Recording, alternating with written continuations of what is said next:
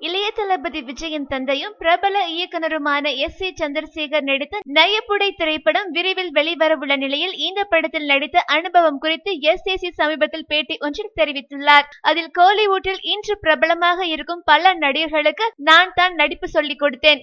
சினிமாவை நான் காதலித்தேன், இன்னும் காதலித்துக் கொண்டே இருக்கின்றேன். ஆனால் கல்யாணம் செய்து கொள்ளவில்லை. இன்று பல இயக்குனர்கள் அபாரமாக செயல்படுவதால் இயக்குனர் துறையில் இருந்து விலகி இருந்தேன்.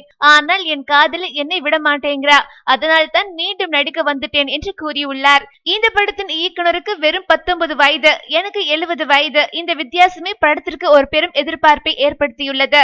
இயக்குனர் என்னிடம் கதையை கூறி இப்படி ஒரு கேரக்டரில் நீங்க நடிக்கணும்னு கண்டிப்பா கேட்டுக்கொண்டதால் அந்த கேரக்டராகவே மாறி போய் ஷூட்டிங்கில் நின்னேன். படமும் நல்லா வந்திருக்கு. தவறு நடக்கும் போது கோபப்பட, இல்லனா அதுவே பெரும் தவறுன்னு சேகுவாரா சொல்லி இருக்கார். அதுதான் நயப்புடையில சொல்லி இருக்கும்.